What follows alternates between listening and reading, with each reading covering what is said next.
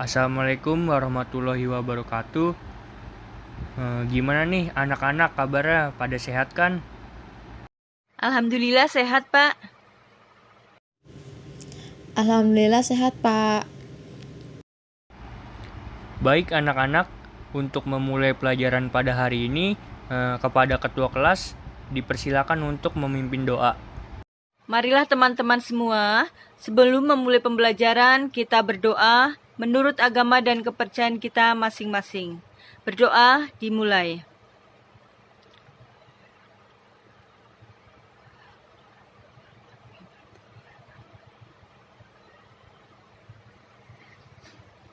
Berdoa selesai.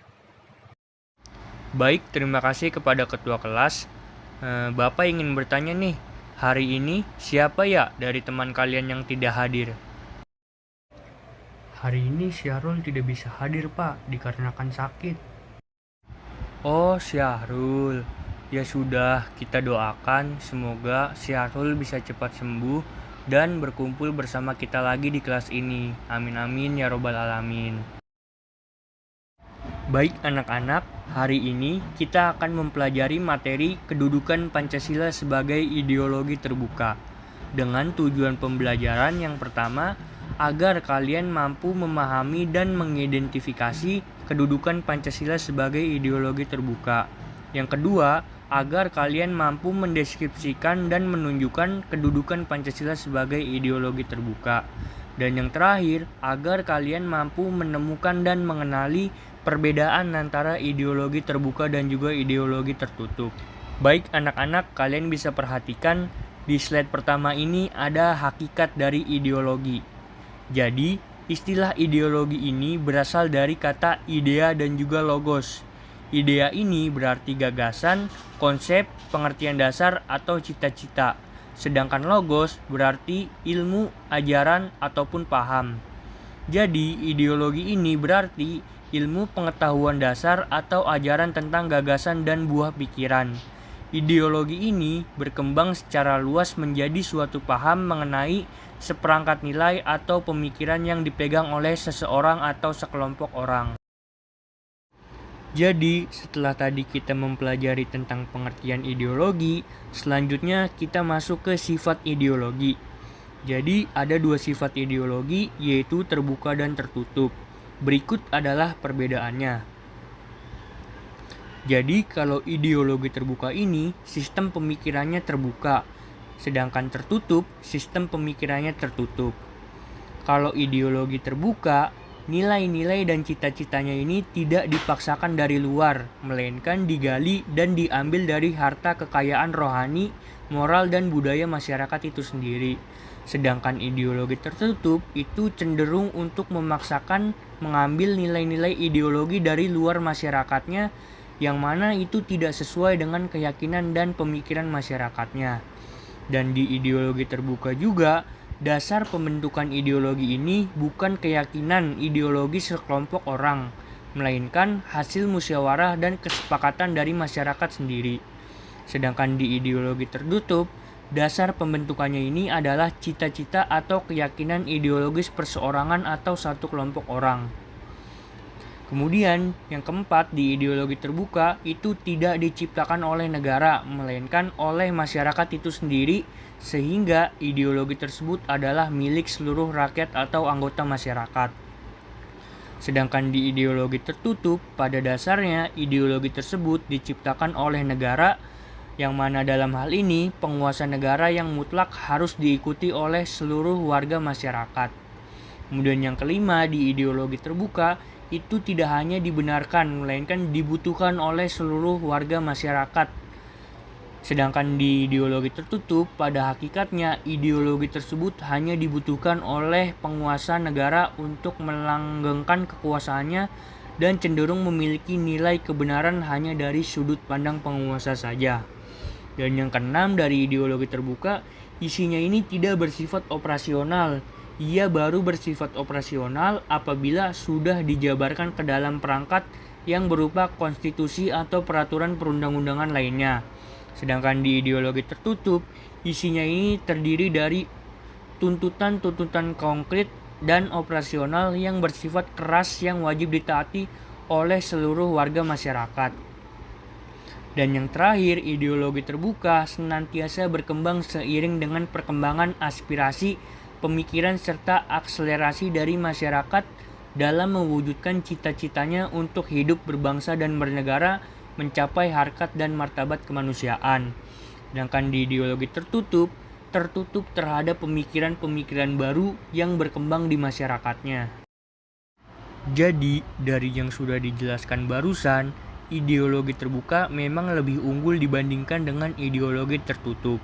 Hal tersebut membuat ideologi terbuka tidak hanya sekedar dibenarkan, melainkan dibutuhkan oleh berbagai negara.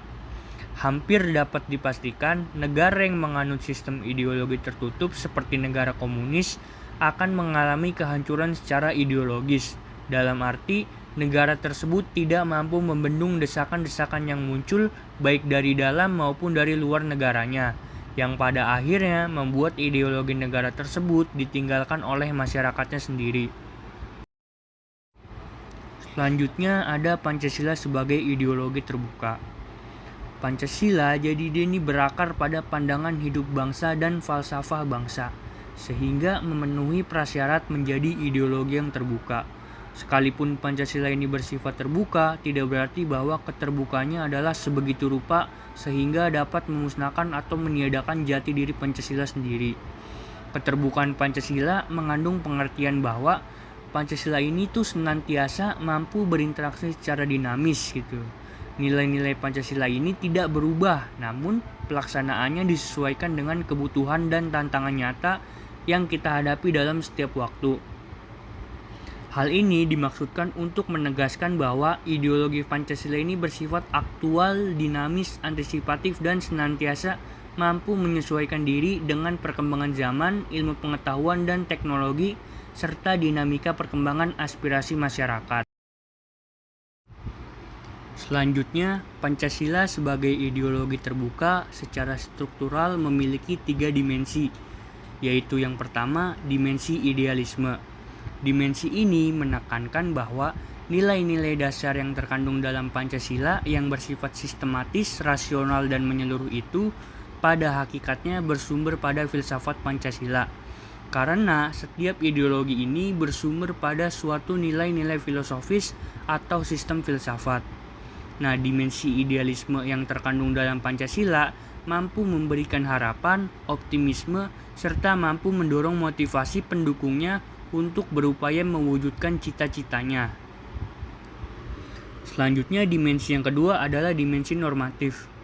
Dimensi ini mengandung pengertian bahwa nilai-nilai yang terkandung dalam Pancasila perlu dijabarkan dalam suatu sistem norma, sebagaimana terkandung dalam norma keagamaan. Jadi dalam hal ini, dalam pengertian ini, Pancasila terkandung dalam pembukaan UUD Negara Republik Indonesia tahun 1945 yang merupakan tertib hukum tertinggi dalam negara Republik Indonesia serta merupakan pokok kaidah negara yang fundamental. Jadi dengan kata lain, Pancasila ini agar mampu dijabarkan ke dalam langkah-langkah yang bersifat operasional perlu memiliki yang namanya norma atau aturan hukum yang jelas. Dan yang terakhir, yang ketiga, dimensi realistis. Dimensi ini mengandung makna bahwa suatu ideologi harus mampu mencerminkan realitas kehidupan yang berkembang di masyarakat. Jadi dengan kata lain, Pancasila memiliki keluasan yang memungkinkan dan bahkan merangsang pengembangan pemikiran-pemikiran baru yang relevan tentang dirinya tanpa menghilangkan atau mengingkari hakikat yang terkandung dalam nilai-nilai dasarnya. Nah, oleh karena itu, Pancasila harus mampu dijabarkan dalam kehidupan masyarakatnya secara nyata, baik dalam kehidupan sehari-hari maupun dalam penyelenggaraan negara. Baik, terima kasih anak-anak atas perhatiannya. Selanjutnya, kalian diminta untuk berdiskusi tentang keterbukaan Pancasila di berbagai bidang. Jadi nanti akan ada 5 kelompok. Kelompok pertama ini akan mendapatkan tema keterbukaan Pancasila di bidang politik. Yang kedua, kelompok kedua di bidang ekonomi. Kelompok ketiga di bidang hukum. Kelompok keempat di bidang sosial. Dan kelompok kelima di bidang budaya. Maaf Pak, mau bertanya. Kira-kira untuk waktu diskusinya itu berapa menit ya? Ya, baik. Jadi waktunya adalah 15-20 menit. Jadi setelah 20 menit nanti, perwakilan dari masing-masing kelompok akan maju ke depan dan membacakan hasil diskusi dari kelompoknya masing-masing. Nah, kelompok lainnya bisa menanggapi, baik itu menambahkan, mengurangi, ataupun bertanya. Oh, baik Pak, terima kasih.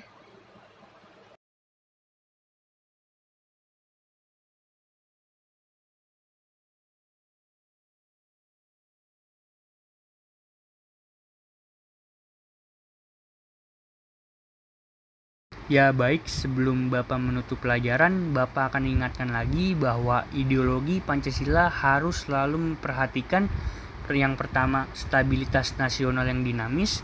Yang kedua, larangan untuk memasukkan pemikiran yang mengandung nilai Marxis, Leninisme, dan juga komunisme.